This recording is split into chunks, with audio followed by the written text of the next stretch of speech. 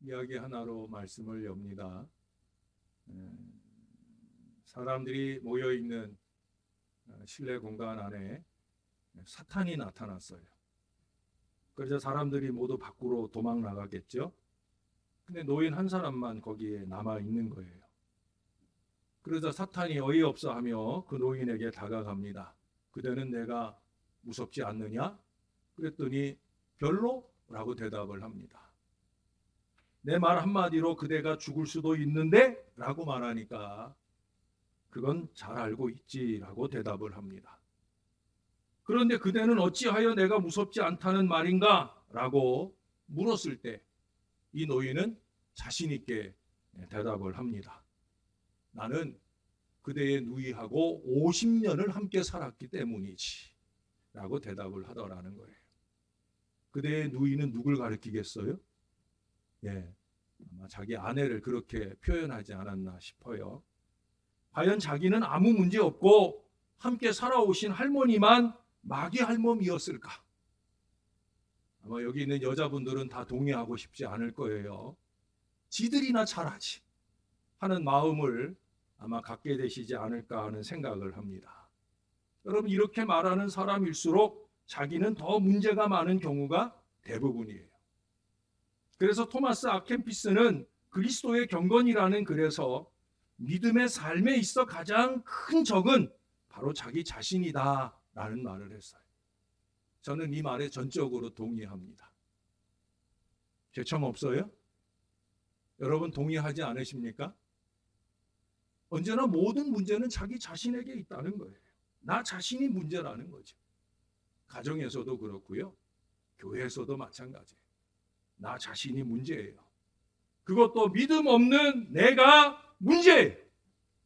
자꾸 뭐 큰 문제인 것처럼 말하고 떠드는 사람들 보면은요, 결국 믿음 없는 본인의 문제가 큰데 그걸 깨달아 알지 못하고 있다는 것, 바로 그것이 문제라는 거죠. 다시 말해 문제는 밖에 있는 게 아니라 안에 있어요. 오늘 예수님께서 27절에 말씀하죠. 믿음 없는 자가 되지 말고 믿는 자가 되라 하신 이 말씀은 다른 어느 누구가 아니라 바로 믿음 없는 제자, 바로 우리에게 하신 말씀이라는 거예요. 제자의 믿음 없음은 언제나 하나님의 거룩한 분노를 자극합니다. 갈릴리 바다에서도 믿음이 적은 자들아, 믿음이 없는 자들아, 내가 어느 때까지 참겠느냐 책망하셨죠. 마태복음 16장 14절에서는 부활하신 뒤에 제자들의 믿음 없는 것과 그로 인해서 나타나는 마음의 완악한 것을 꾸짖으셨다라고 말씀하고 있어요. 언제나 보면은요, 믿음이 없어서 마음이 완악해지는 거예요. 완악한 태도를 보이는 모든 사람들을 보면 참 믿음이 없어요. 본인은 꽤나 믿음이 있는 것처럼 어리석게 쏟아놓지만 참으로 한심하게도 믿음이 없어요. 언제나 이게 제일 큰 문제라는 거예요. 자, 그러면 도마의 입장에서 보면 도대체 왜 믿음 없는 자가 되겠느냐 하는 거예요. 믿음 없는 자가 되는 이유를 5가지 꼽을 수 있어요. 첫 번째 꼽는 것은 고정관념 때문이에요. 고정관념. 사실은 이 고정관념이라고 하는 것은 경험으로 축적된 선입견을 말하는 거예요. 오늘 도마가 말하잖아요. 내가 만져보지 않고 내가 손을 넣어보지 않고 경험되어지지 않았다는 거예요. 경험되어지지 않았기 때문에 예수님 부활을 못 믿겠다라는 어리석은 선입견을 드러냅니다. 여러분, 신기한 것은 뭐예요? 믿음의 경험은 다 잊어버린다는 것. 생각해 보세요. 도마가 3년 동안 우리 예수님과 친히 함께하면서 믿음의 경험이 얼마나 많아요? 말씀의 경험이 얼마나 많아요? 우리가 좀 전에 교독했던 요한복음 14장 5절에서도 그가 묻잖아요. 주여 주께서 어디로 가시는지 우리가 알지 못하거늘 그 길을 얼지 알겠삼나이까 물었을 때 예수님이 말씀해 주셨잖아요. 내가 곧 길이요 진리요 생명이다. 나로 말미암지 않고는 아버지께로 갈 자가 없다. 말씀을 들려주시고 말씀을 믿게 해주셨어요. 문제는 뭐예요? 이 은혜는 다 잊어버린다는 거예요. 다른 부정적 세상적 경험들만이 이 믿음을 갉아먹은 채 남아있다는 것, 그것이 언제나 문제인 거죠. 여러분, 제발 좋은 기억, 은혜의 기억을 잘 간직하고 이 잘못된 고정관념들을 좀 녹여낼 수 있어야 되는 거예요. 자꾸 잘못된 고정관념에 이 믿음과 은혜의 경험들을 자꾸 녹여버리지 마시고 믿음과 은혜의 경험을 근거로 잘못된 관념들, 잘못된 생각들을 좀 녹여낼 수 있는 이 믿음을 좀 가져야 된다. 바로 그 말씀이에요. 두 번째는 의심입니다. 의심. 정함이 없는 마음 때문에 우리는 믿음을 갖지 못해요. 의심은 변덕에 근거합니다. 여러분, 변덕이 심한 사람을 갈대와 같다 그러잖아요. 예? 그래도 갈대는 모여 있으면 멋있기나 하지요. 그 갈대 같은 여인에 휘둘려 변덕을 부리는 남자들은 잡힌 축에도 못 드는 거예요. 예? 이 사람이 이 말하면 그로 홀딱 넘어가고 저 사람이 저 말하면 절로 홀딱 넘어가고 그 근거가 뭐예요? 의심이 드는 거죠. 의심이. 좀 믿음의 심지를 견고히 딱 세우고 있어야 되는데 이리 바람 불면 이리 흔들리고 저리 바람 불면 저리 흔들리고 사실은 이 부활 사건에 관한 한 갈대의 자리는 남자들이 차지하고 있는 걸 봅니다. 여자들은 오히려 부활의 사건을 받을 때에 그들은 믿고 나아가 증거하는 믿음 있는 모습을 보였는데 소위 제자들이라고 하는 사람들조차 바람에 흔들리는 갈대 같은 모습들을 보이더라는 거예요. 왜? 의심 때문이에요. 의심. 세 번째 꼽을 수 있는 것은 낙심입니다. 낙심이라는 건 뭐예요? 희망을 포기하게 되어지는 거예요. 제가 언제나 강조하잖아요. 근심 더하기 의심은 낙심이고요. 근심 더하기 신심, 믿음은 뭐예요? 안심이라고. 여러분, 이 공식을 놓치지 마세요. 그 어떤 수학 공식보다 아주 확실한 믿음의 공식이에요. 의심 더하기 근심은 낙심이고요. 이 낙심은 우리로 하여금 절망하게 합니다. 좌절하게 합니다. 스스로의 미래를 어둡게 결정하고 그렇게 자신을 몰아가는 안타까운 모습을 보여요. 요즘 낙심한 젊은이들이 스스로의 목숨과 미래를 던져버리는 안타까운 일들이 많이 일어납니다. 낙심하지 마셔요, 여러분. 네 번째는 욕심입니다. 자기의 기대 자체가 우상이 되어서 그 자신의 생각을 이 주님의 말씀보다 더 앞세우는 것이 문제라는 거예요. 그 욕심이 자기 마음을 꽉 채우고 있으니까 하나님의 말씀은 그 욕심을 버리라 하는데, 사심을 버리라 하는데 버릴 수가 없는 거예요. 내 욕심 채우는 게 더 먼저라는 거죠. 그의 나라와 그의 의를 구하는 것은 뒷전인 거예요. 내 욕심을 채우는 이 사심, 그것에 지배를 받고 있기 때문에 그래요. 그래서 저는 사심을 사람의 마음, 그 이상 사단의 마음이라고 말씀을 드리잖아요. 이 강력한 사심에서 비롯된 이기와 욕심은 믿음을 한순간에 무너뜨릴 수 있다는 사실을 알아야 돼요. 저는 그래서 이기와 욕심이 싫은 거예요. 왜? 이기와 욕심에 사로잡힌 사람은 사심에 근거하는 사람이에요. 그러면 교회의 안정이나 평화나 하나님의 나라를 위하는 일들은 하나도 안중에 없어요. 내 사심, 내 이기와 욕심, 그걸 채우는 게 우선이 되는 거예요. 그런 사람들이 교회의 일꾼이 되면 교회는 늘 소용돌이 속에 사는 거죠. 불안과 걱정이 강한 스트레스로 목회자를 괴롭히고 여기저기 낮아빠지는 목회자들이 양산되는 이유는 다른 데 있지 않아요. 사심이 많은 사람들이 함께하면 결국 그 어려움을 함께 나누게 되는 거예요. 다섯 번째는 오해입니다. 오해. 삶의 방법이나 진리를 잘못 이해하고 있는 문제를 말하는 거죠. 사실 이 모든 것은 고정관념과 의심으로부터 기인되고요. 더 나아가 의심이나 낙심이나 욕심이 오해를 만들게 되는 거예요. 제가 여러분들에게 또 하나의 수학 공식을 가르쳐 드렸잖아요. 오해라고 하는 것에 이기와 오해라는 것에서 좀 전에 얘기했던 의심과 낙심과 욕심, 이 세 가지 해로운 생각을 빼면 뭐가 돼요? 이해가 되잖아요. 5 더하기 3은 뭐예요? 2예요. 2. 그러니까 이해가 되려면 오해하는 것 중에 세 가지를 버려야 돼. 의심과 낙심과 욕심. 그러면 이해가 되는 거예요. 그 이해가 믿음이 되는 거예요. 안타깝게도 도마는 이 자리까지 나아가지를 못했어요. 이런 일들은 진리를 왜곡시키고 양심을 삐뚤어지게 하고 잘못된 것인데도 불구하고 그것이 마치 괜찮은 것처럼 오해를 갖게 해서 더 무서운 불신 속에 빠지게 됩니다. 그래서 모든 믿음의 대상, 믿음의 내용, 믿음의 중심을 파괴시키게 되어지는 거예요. 제가 무서운 얘기 한 가지 들려드릴게요. 알베르 까미에라고 하는 사람이 쓴 오해라고 하는 단편이 있어요. 이 단편 소설의 주인공은 모녀예요, 모녀. 시골 외딴 곳에 조그마한 여인숙, 여관을 차리고 영업하고 있는 어머니와 딸 마르다가 같이 살고 있었습니다. 근데 일 가운데 어느 날부턴가 욕심이 생겼어요. 어떤 욕심이냐? 그 여인숙에 드는 손님 가운데 잘 차려입고 돈이 좀 많아 보이는 사람이 홀로 그 여인숙에 묵게 되면 그에게 마취제를 받아 투여해가지고 그를 죽이고, 그래서 여인숙이 있는 그 옆에 흐르는 강물에다가 시체를 던져버리고 그 사람이 갖고 있던 가방을 뒤져서 그 안에 있는 물질을 챙기기 시작합니다. 이 두 모녀는 돈을 모으는 것만이 그들에게 행복과 만족을 갖다 줄 것으로 생각을 한 거예요.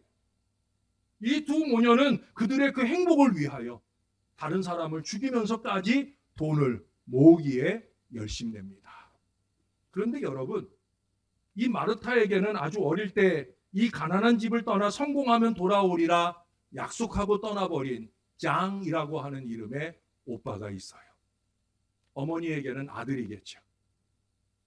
그 즈음에 오랜 세월이 흘러서 이 장이라고 하는 이 젊은이는 성공을 해서 사랑하는 아내와 함께 어머니와 동생이 있는 이 고향집으로 돌아오고 있어요. 장의 마음 가운데는 이 엄마와 이 사랑하는 동생이 어떻게 살고 있는가 궁금하기도 하고 좀 깜짝 놀래줄 마음도 있어서 그 이웃 마을에 아내를 머물게 하고 자기가 혼자서 그 여인숙에 들게 됩니다. 자기네 여인숙에 든 이 젊은이가 그토록 기다리던 아들이요 오빠인 줄을 모르는 이 두 모녀는 어떤 일을 했을까요? 돈 많아 보이는 이 젊은이에게 그 어느 때보다 마취제를 강하게 투여해서 결국 그 젊은이를 죽이고 전에처럼 그 강물에 그 시신을 던져버려요. 신나게 돌아와서 가방을 열고 그 안에 있는 지갑을 여는데 거기에 신분증이 있어요. 깜짝 놀랐죠. 신분증에 있는 이 죽은 사람이 누구예요? 행복 자체인, 돈을 많이 모으는 게 행복이 아니라 자기들의 행복 자체인 그 살아가는 아들이요 오빠인데도 불구하고 그를 죽여버렸다는 사실을 알게 될 때, 여러분들이 부모로서 그렇다면 어떡하겠어요? 내 손으로 내 아들을 죽였어. 이 엄마가 미쳐서 그 즉시 뛰어나가 아들이 죽은 강물에 자기도 뛰어들어 자살을 해요. 누이라고 별 수 있겠습니까? 역시 그 누이도 오열하면서 자기의 생명을 스스로 끊어버리게 되어집니다. 욕심으로부터 비롯된 오해의 비극적 결말을 우리에게 가르쳐 줍니다. 물론 극단적인 소설 이야기지요. 그러나 우리는 많은 경우 이런 극단적인 어리석음을 범한다는 거예요. 욕심으로 비롯된 오해를 통해 서로 의심하고 낙심하고 좌절하고 불행해지는 결말을 보게 되어진다는 거예요. 여러분, 이 이야기처럼 예수님 당시의 사람들도 이런 불신과 오해로 우리 예수님을 죽였죠. 제자인인 도마조차도 자신의 믿음을 죽여버리고 믿음 없는 자가 되어 있잖아요.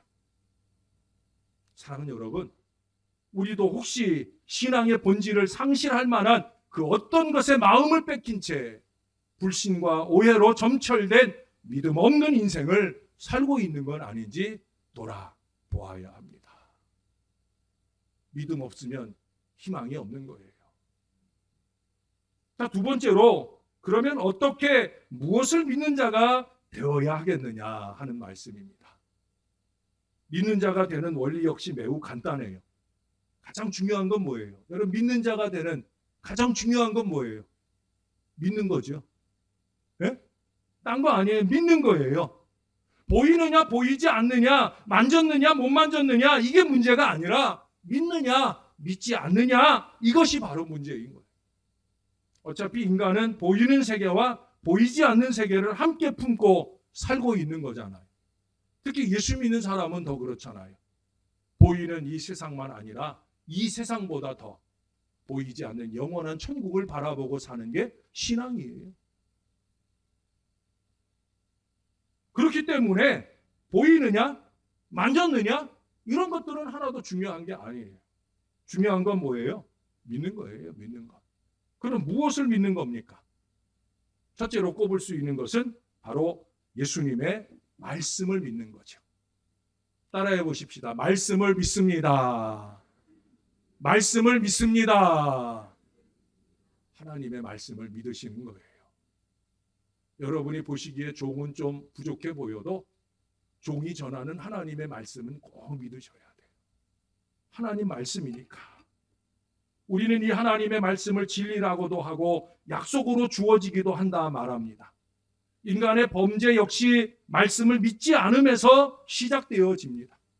부활하신다 하는 말씀을 그대로 믿으면 되는데 그러지를 못한다는 거예요. 참 안타까운 일이죠.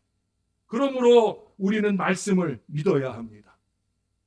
어떤 사람이 나이아가라 폭포를 구경하다가 너무 목이 말라서 그 폭포의 물을 떠서 마셨어요. 얼마나 시원한지. 근데 그러고 딱 돌아섰는데 표말이 하나 붙어 있어요. 뭐라고 붙어 있느냐? 포이즌이라고 하는. 포이즌이 뭐예요? 독약 이런 뜻이에요. 깜짝 놀랐어요. 먹을 땐 맛있었는데 이게 독이라고 하는 생각이 드는 순간에 그의 창자가 뒤틀리는 것 같고 막 배가 너무너무 아파서 죽겠는 거예요. 그래서 병원에 실려갔는데 자초지종을 다 들은 의사의 말인즉, 선생님, 포이즌이라는 말이 영어로는 독이지만 프랑스어로는 낚시 금지라는 말입니다. 라고 하면서 웃더라는 거예요. 거기에 써있던 포이즌은 뭐겠어요? 독이라는 의미가 아니라 낚시 금지라는 의미예요.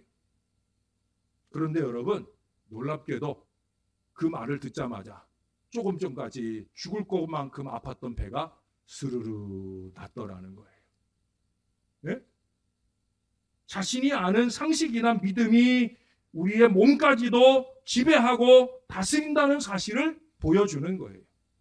이런 현상을 플라세보 효과라고 합니다. 여러분이 그 어떤 치료를 받을 때 그것이 어디서 무엇을 통해 받는 것이든지 간에 내가 이것을 통해 나을 것이다. 여기에 하나님의 은혜까지 더해지면 나는 반드시 낫는다. 이 믿음을 가지면 플라세보 효과가 내게 나타나는 거예요. 근데 반대로 아픈 사람이 약의 효과를 의심해서 또는 치료하는 그 어떤 손길을 의심해서 그래서 약효가 떨어지는 경우들을 얼마든지 봅니다. 치료의 효과가 떨어지는 경우를 얼마든지 봅니다. 그게 뭐예요? 노세보 효과예요. 아무리 많은 돈을 들여서 병원에 가고 이 병원도 갔다 저 한의원도 갔다 여기 한의원도 갔다 어디 병원에 갔다 병원을 많이 찾아다니죠. 다 쓸데없는 짓 하고 있는 거예요. 왜? 내 안에 믿음이 없는데. 믿음이 없는데 그게 치료의 역사로 내게 바랄 그만큼의 능력이 점점 내가 스스로 반감시켜 가는 거예요. 믿음이에요, 여러분. 하나님을 향한 믿음. 똑바로 하나님을 향한 믿음. 또한 나를 치료하도록 하나님이 만나게 해주신 그 의사를 향한 신뢰. 그 마음 가지고 치료를 받으면 한 알의 약을 먹고도 나음 받는 것이고 한 알의 주사를 맞고도 나음 받을 수 있는 은혜가 얼마든지 나타날 수 있다는 거예요. 여러분, 약 한 알에도 치료 한 번에도 이렇게 믿음의 역사가 나타날 수 있는데, 그러할진데 우리 하나님의 말씀에 대한 믿음은 얼마나 다른 결과를 나타내겠느냐는 거예요. 세상을 지혜롭게 살아가기 위해서는 올바른 믿음이 가장 중요합니다. 우리 인생에서 무엇이 가장 귀한 것인가, 그것을 생각하며 살아야 되는 거예요. 그래서 바른 선택, 바른 지식, 바른 믿음이 삶을 결정하는 거예요. 이 모든 바른 믿음의 출발, 이 모든 발음의 출발점, 근거가 뭐냐? 바로 말씀이에요, 말씀. 저와 여러분은 이 말씀을 선택하고 말씀을 바로 알고 이 말씀을 온전히 믿을 때 잘 사는 미래가 저와 여러분의 앞날에 열리게 될 줄로 믿습니다. 이게 첫 번째 필요한 믿음이에요. 자, 두 번째는 어떤 믿음이 필요하겠습니까? 믿음으로 산다는 거. 네? 믿음으로 구원받는다는 거. 이거 중요한 거 아니겠어요? 오직 의인은 믿음으로 말미암아 살리라 함과 같으니라 말씀했잖아요. 하나님의 사람은 오직 믿음으로 사는 거예요. 구원받는 거예요. 믿음 이외의 것은 우리를 살릴 수 없어요. 과연 내 믿음이 나를 살릴 수 있습니까? 여러분 어떠십니까? 예? 믿지 않음으로 아담 이래로 인간은 죽어왔는데 인간의 죽음을 보면서 우리는 믿지 않아서 죽는구나 하는 것을 깨달을 믿음만이 살릴 수 있음을, 자신을 구원할 수 있음을 믿어야 된다는 거예요. 천국 갈 믿음으로 교회 오셔서 여러분 열심히 있게 성전 예배하고 신앙하셔야 되는 거예요. 여러분 천국 갈 줄로 믿습니까? 정말입니까? 잘하시는 거예요. 딴 믿음은 좀 부족해도 내가 언제 죽어도 내가 천국 간다. 그러면 코로나가 하나도 두렵지 않은 거예요. 죽는 시점만 좀 다를 뿐이지 천국 가는데, 천국 갈 믿음을 가지고 우리는 모든 걱정과 염려와 두려움을 이기고 살아갈 수 있어요. 수칙을 잘 준수하는 건 중요합니다만은 그것이 우리의 믿음까지 갉아먹는 일이어서는 안 되는 거예요. 우리는 천국 간다. 내가 예수 믿고 사니까 천국 간다. 이 믿음을 가져야 돼요. 오래전에 할머니 한 분에게 전도를 했는데요. 이분은 아주 몸이 건강하셨어요. 근데 이제 나이가 드니까 이제 언제 이 세상을 떠날지 모르기에 그분을 뵐 때마다 열심히 전도했어요. 이 할머니는 참 인자하게 생기셨고요. 그리고 진짜 인자하기도 해요. 평생 불교를 믿으신 분으로 마음씨도 착하고 양심에 어긋나는 일 없이 바르게 잘 사시는 분이에요. 소위 법 없어도 살만하시고요. 믿음 없어도 살만하신 분이에요. 그러나 안타깝게도 뒤늦게 아들이 하던 사업이 부도가 나서 경제적으로 어렵게 사셨어요. 그래서 할머니 예수 믿으세요. 이제라도 예수 믿고 천국 가실 준비하셔야 되지요 라고 말씀드리면 이 할머니는 아니 내가 평생 예수를 안 믿다가 이제 믿는다고 해서 천국에 가겠느냐 하고 거절을 하셨어요. 왜 그랬을까요? 비록 겉으로 대놓고 말씀은 안 하셔도 이제 좋은 일 할 돈도 없는데 내가 무슨 염치로 죽을 때가 다 되어서 천국 가겠다고 예수 믿겠느냐 생각하시는 것 같았어요. 안타깝게도 이 할머니는 좋은 일을 많이 해야, 그러니 그 좋은 일을 할 돈이 있어야 그래야 천국 갈 수 있는 것이 아닌가라고 생각했기 때문에 안타깝게도 믿기만 하면 구원을 받게 되는 이 기독교의 진리를 받아들이지 못하셨어요. 그러나 여러분, 돈으로도 못 가고 선행으로도 못 가지만 오직 예수님만 믿으면 구원받고 천국에 가게 된다는 이 사실을 꼭 믿으시기를 바랍니다. 천국은 믿음으로 가는 나라예요. 여러분, 이 성경 전체에서 제일 중요한 진리는 바로 이거고요. 또한 제일 중요한 믿음은 이겁니다. 내가 죽으면 천국 간다. 예수 믿었으니까 예수님 타고 천국 간다. 이게 가장 기본 믿음이에요. 가장 어렵지만 우리는 이 사실을 믿고 천국 갈 사람들이에요. 또 자신이 범한 죄가 너무나 크기 때문에 예수를 믿어도 구원받을 수 없다 생각하는 사람이 있어요. 네? 내가 가끔 물어요. 전에도 한번 이 얘기를 했죠. 네? 내가 지금 당장 죽으면 천국 갈 줄로 믿는 사람 손 들어보세요 하면 어르신들이 손 안 들으시는 분들이 있어요. 권사님들이 손을 못 들어요. 그래서 왜 손을 안 드십니까? 라고 했더니 지은 죄가 많아서. 예? 그거 아니라고 그랬죠. 내가 주님 앞에 서기만 하면 눈물 날 정도로 지은 죄가 많아도 그래도 우리가 예수 믿으면 천국 가는 거예요. 파스칼은 그런 얘기를 했어요. 사람은 모두 다 죄인으로 이 땅에는 오직 두 종류의 인간만이 존재한다. 하나는 자신이 죄인이면서도 죄인인 줄을 모르고 사는 죄인이고, 또 하나는 자신이 죄인임을 인정하는 죄인이다.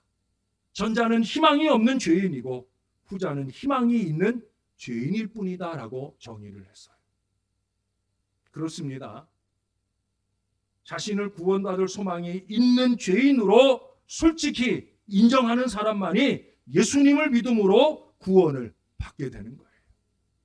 믿음만 있으면 구원 받습니다. 우리는 다 구원받음을 믿습니다. 이거는 아멘 해야 되지요. 아무리 잠이 와도 이것은 정신 바짝 차리고 이거 아멘 하지 않으면 오늘부터 지옥 인생을 살 수 있는데, 네? 저는 여러분 손 붙잡고 꼭 천국 가고 싶어요. 여러분 천국 걸음 저보다 앞서 가실 분들은 제가 다 잘 모셔드리고 싶어요. 여러분 우리 천국 갑시다. 우리 다 천국 갑니다. 자, 세 번째, 우리는 그 믿음 안에 온전히 거해야 되는 거예요. 한쪽 발 들여놓고 그러고 사는 게 아니라 온전히 믿음을 믿는 것이 확신이에요. 내가 하나님을 믿으면 그 믿음 안에 자신을 있게 해야 된다는 거예요. 문을 떠난 고기가 살 수 없듯이 믿음을 떠나면 믿음을 잃게 되고 살 수 없게 되는 거예요. 반대로 이렇게 믿을 때 나도 살고 너도 살고 우리가 사는 이 주님의 부활의 능력을 힘입을 수 있게 되어진다는 거예요. 예수님이 두 명의 소경에게 물었잖아요. 내가 능히 이 일 할 줄을 믿느냐? 이 말씀은 고침을 바라는 두 소경에게 예수님이 물으신 질문이에요. 그때 그들이 뭐라고 대답했어요? 주여 믿나이다. 주여 믿나이다 라고 대답을 하자 내 믿음대로 되리라 예수님 말씀하시니까 어떻게 됐어요? 두 눈을 뜨게 되었잖아요. 할렐루야. 여러분 천국 갈 믿음은 가장 어려운 믿음인데 우리는 그 믿음을 가지면서 주님의 치유와 회복에 대한 믿음이 부족해요. 얼마 전에 제가 만난 어떤 친구가 그러더라고요. 왜 오늘날 예수님의 이적과 치유의 기사가 우리에겐 안 일어나는 줄 아느냐? 왜 그런가? 그 친구가 하는 말이 예수님께서 치유해 주실 줄로 믿습니다 하는 기도를 하지 않고 좋은 의사 선생님 만나게 도와주세요 라고 목사가 기도하니까 그러니까 우리에게 즉각적인 역사가 잘 안 나타난다는 거예요. 여러분 혹여라도 목사가 그런 믿음 없는 기도를 할 때 용서해 주시고요. 저는 여러분들을 위해 기도할 때 주님이 손대시고 나음받게 하시옵소서. 나음받게 하실 줄로 믿습니다. 이 기도를 하는 목사가 되도록 여러분이 기도해 주세요. 여러분 한 가지 얘기만 더 하고 마무리할게요.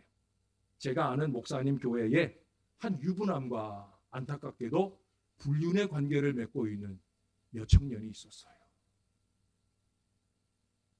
믿음 생활을 안 하면 모르겠는데 믿음 생활을 하고 있으니까 그 남자만 만나면 너무 행복하고 좋은데 헤어져 돌아오면 가슴이 허전하고 하나님 배우기 송구하고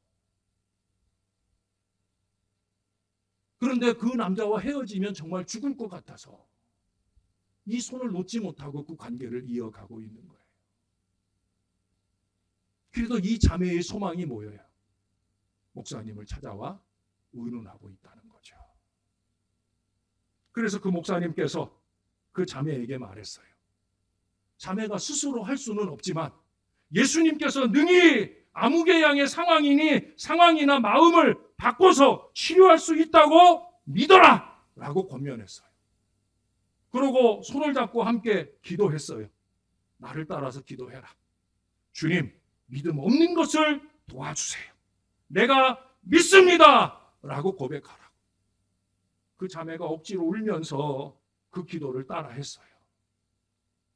그런데 믿음대로 되라고 예수의 이름으로 이 목사님이 권하는 말씀을 듣고 돌아가서 불과 2주일 후에 그 자매는 믿음대로 그 관계에서 완전히 자유를 얻었다는 거예요. 할렐루야. 여러분, 믿음대로 되는 거예요. 사람의 마음으로도 안 되는 일이 믿음으로 되는 거예요. 사람의 모든 노력으로 수고로 안 되는 일이 믿음으로 되는 거예요. 예수 믿는 사람들이, 예수의 부활을 믿는 사람들이 이 믿음으로 살아야지 잘 되는 거지. 그저 얄팍한 세상과 이 사상의 이치와 방법대로 살아서 잘 될 일이 없는 거예요. 당장 눈앞의 이익 때문에 거짓과 수수로 살아가지고 절대 잘 되는 법이 없는 거예요. 스스로에게도 속보이는 부끄러움으로 하나님의 축복을 기대할 수는 없는 거예요. 사랑하는 여러분, 저와 함께 좀 믿음대로 살아보시자고요. 오늘 부활하신 주님의 요구가 무엇입니까? 제발 믿음 없는 자가 되지 말고 믿는 자가 되라고 말씀하잖아요. 우리는 믿는 자가 되어야 하는 거예요.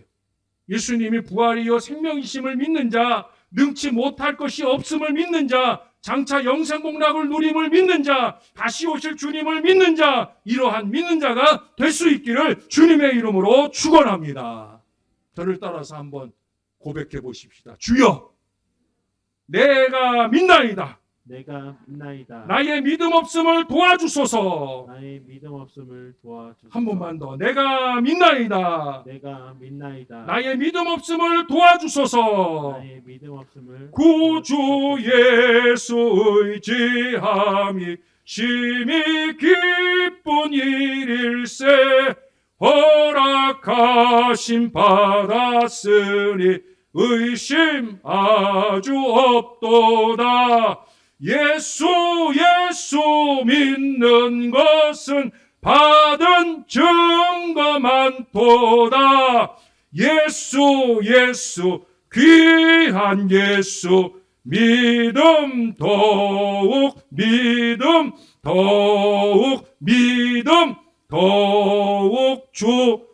주소서.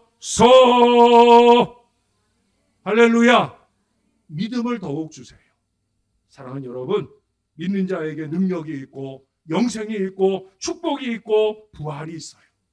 다시 부활의 믿음으로 능력을 받고 승리하실 수 있게 되기를 바랍니다. 그 부활의 주님께 우리 자신을 온전히 의탁하실 수 있게 되기를 바랍니다.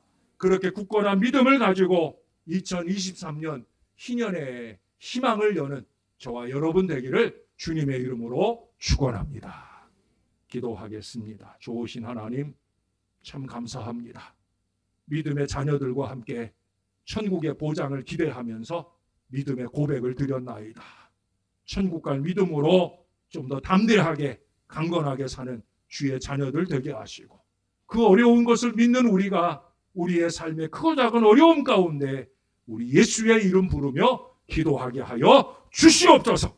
믿음의 기도로 승리하는 하나님의 사람들 다 되게 우리의 믿음 없는 것을 도와주시고 믿음을 더하여 주시옵소서. 주여 믿나이다. 이 고백으로 기도하면서 놀라운 치유와 회복과 형통의 역사를 누리는 우리 하나님의 자녀들 다 되도록 축복해 주시옵소서. 감사드립니다. 예수님 이름으로 기도합니다. 아멘.